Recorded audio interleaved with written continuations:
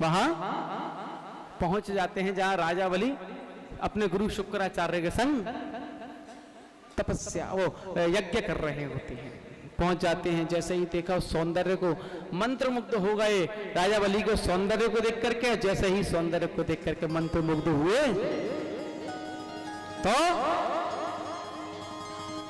कहने लगे, आहा अहो मेरा भाग्यम, अहो मेरा भाग्य, तो इतना सुंदर छोटा सा संत महात्मा तपस्वी मेरे यज्ञ मंडप में पधारे हैं। आओ प्रभु आओ।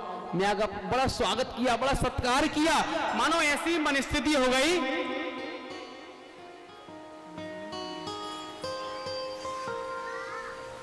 मानो ऐसी मनस्थिति हो गई कि जो नगले नगा के जाना क्या नहीं दे दूं मैं। उस छोटे से वामन अंगुल के जो भगवान हैं, बड़ा सुंदर रूप स्वरूप, पूछने लगे, आओ प्रभु पधारो मेरी इस यज्ञ मंडप में, बताओ आपको क्या दे दूं, बताओ आपको क्या दे दूं। कहने लगे, नहीं नहीं, हम कुछ मांगने की इच्छा से नहीं आए। हाथ लेकर के माला जप रहे हैं, माला जप रहे हैं। बहुत देर तक कहने लगे, बोले नहीं, क्यों? दिखाना चाहते हैं कि मैं तपस्वी हूं, मैं तपस्वी हूं, दिखाना चाहते हैं। बहुत देर हो गई, कहा कि प्रभु बताओ ना क्या दे दूं, कुछ तो लो। तो नहीं नहीं, मैं कुछ नहीं लिया, मैं क्या करूंगा, मैं तो एक छाता है मेरे पास जिससे मैं अपनी धूप और वर्षा से बच लेता हूँ, आसन है बैठने के लिए, जल पान के लिए आदि के लिए कमंडल है, मेरे को किसी वस्तु की आवश्यकता नहीं है। बोले अच्छा, बड़ा सुंदर कहा। बोले अच्छा प्रभु एक बात बताओ, आप कह रहे हो कि आपको आवश्यकता नहीं है, तो ठीक है काम करवाते हैं, आपका विवाह करवा देते हैं। बोले फिर तो आवश्यकता पड़ेगी। अब कहने लगे कि मेरा विवाह कराओगे? बोले हाँ हाँ कराएंगे शुक्राचार्य का। ठीक है चलो आप मुहूर्त निकालो, कल ही करवाते हैं इनका विवाह। बोले अच्छा एक बात बताओ बलि। बोले हाँ। बोले मेरा विवाह कराओगे तो मेरी पत्नी भी होगी, तुम्हारा एक छाते के नीचे कैसे दोनों रह लें? बोले नहीं मैं कंचन महल बनवा दूंगा, आप हाँ तो करो। बोले समर्पण देखिए संत के प्रति कितना आ गया, कितना मनमोहक रूप होगा।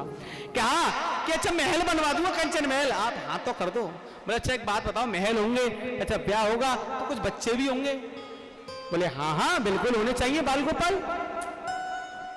बोले तो एक बात बताओ, उनके सबके भोजन पानी की व्यवस्था? बोले महाराज भंडारे खुलवा दूंगा, आप हाथ तो कर दो। बोले अच्छा ठीक है, एक बात, बच्चे होंगे तो शिक्षा दीक्षा?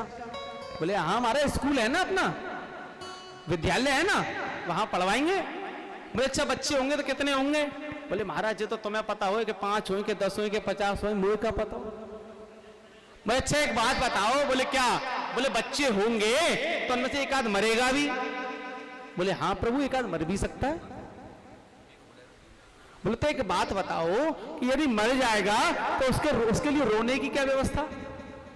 बोले महाराज बच्चे तुम्हारे तो रोना तो तुम्हें पड़ेगा। बोले फिर? बोले जब इतना कुछ करके रोना पड़े तो फिर मैं ब्याही क्यों करूं?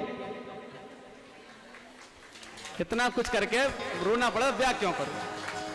तो महाराज क्या कहा राजा बलि ने? बोले महाराज तुम रहे बामन के बामन है, इतना समझाया, इतना प्रेम से समझा करके लाया और तुम वापस वहीं आ गए। बोले अब तुम मेरी कुटिया में से यज्ञ मंडप में आ गए, लेना तो पड़ेगा। बोले नहीं हमें नहीं चाहिए। बोले आप कहो तो कुछ भूमि दान कर दूं? बोले नहीं हम नहीं। बोले नहीं लेना तो पड़ेगा। तो भगवान ने बड़ी मशक्कत से क्या कहा कि ठीक है चलो एक काम करते हैं, तुम्हारे देने की इच्छा है, अब मैं लेना चाहता नहीं हूं, तो एक काम कर, तुम्हारा भी मन रह जाएगा मेरा भी रह जाएगा, मेरे को 3 पग भूमि दे दो बस, लेकिन एक शर्त है। बोले क्या? बोले 3 पग भूमि लूंगा मैं अपने पैरों से नाप करके। अब राजा बलि ऊपर से लेकर नीचे तक देखे भगवान वामन को। बोले महाराज इतने तो तुम हो, उसमें भी पैर इतने से, अब इतने पैरों से तुम 3 पग भूमि नापोगे क्या मिलेगा? बोले महाराज आसन नहीं बेच पाएगा तुम्हारा। बोले जो भी है देना हो तो बताओ, मैं 3 पग भूमि लूंगा, अपने पैर से नाप के लूंगा। बोले ठीक है प्रभु ले लो, जहां से चाहो वहां से नाप लो, जहां से चाहो वहां से नाप लो। बोले ऐसे नहीं, ब्राह्मण है हम, बिना संकल्प के नहीं लेंगे। बोले अरे प्रभु 3 पग भूमि में त्रिलोकी है मेरे पर। बोले प्रभु 3 पग भूमि के लिए क्या सोचना, क्या संकल्प? ले जाओ जहां से चाहिए वहां से ले लो। बोले नहीं संकल्प लेंगे पहले। अब महाराज शुक्राचार्य थोड़ा खुटका हुआ, बोले ब्राह्मण और संकल्प के लिए इतनी जिद पड़ रहा है, कोई ना कोई तो चक्कर है। और नेत्र बंद करके तो देखा तो सब पहचान गए।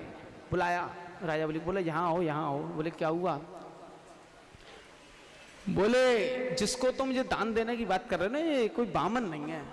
तो बोले क्यों? बोले ये नारायण है, सभी देवताओं की इच्छा पूर्ति के लिए, त्रिलोकी लेने के लिए तुम्हारे पास आया है। बोले मैंने तो अब कह दिया, वचन दे दिया, मना कैसे कर दूं? तो कहा कि 8 स्थान ऐसे होते हैं जहां पर झूठ बोलने से पाप नहीं लगता। बोले कौन से? बोले स्त्री से कोई बात छुपाते समय। बोले दूसरा बताया कि हंसी मजाक में झूठ बोल दो तो पाप नहीं लगता। तीसरा बताया किसी कन्या के विवाह के लिए यदि झूठ बोलना पड़े तो बोल दीजिए। चौथा बताया किसी के धन की रक्षा के लिए, या स्वयं के धन की रक्षा के लिए, या किसी की प्राण की रक्षा के लिए आप झूठ बोल सकते हैं। गाय की हत्या बचाने के लिए झूठ बोल सकते हैं, और अपने धर्म व संस्कृति के रक्षण हेतु बचा सकते हैं। अपने धर्म की रक्षा के लिए, संस्कृति की रक्षा के लिए झूठ बोल सकते हैं।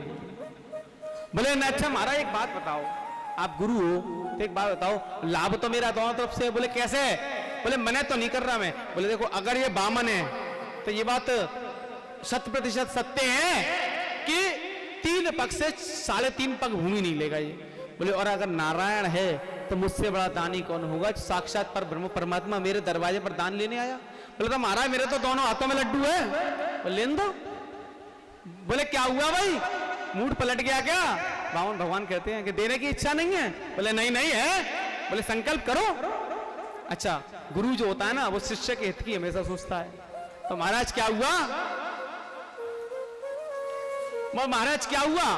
बोले जैसे ही वो संकल्प की बात आई, वो कमंडल की जो आगे चोंच निकली रहती है ना, उसमें जाकर के बैठ गए शुक्राचार्य जी।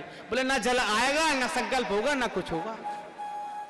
अब भगवान ने देख लिया तो भगवान ने लेकर के कुशा की डंडी और उसे कुरत दिया। एक आंख फूट गई शुक्राचार्य जी की। इसका संदेश समझो। इसका संदेश क्या है कि गुरु को चाहिए कि सभी को एक दृष्टि से देखे। बोले हाथ में जलाया, संकल्प लिया। महाराज जैसे ही संकल्प हुआ भगवान ने विराट रूप धारण कर लिया।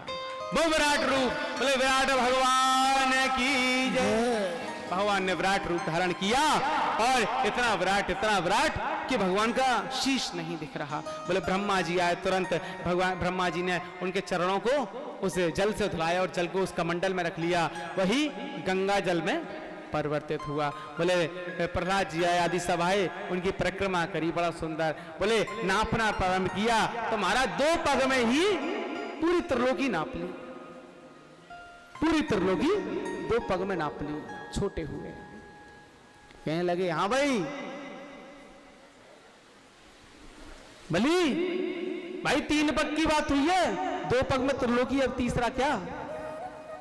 बोले बहुत बड़ा पाप लगता है ब्राह्मण को संकल्प दो और पूरा नहीं करो तो। बोले नहीं नहीं प्रभु मैं बैठा हूं। बोले कैसे?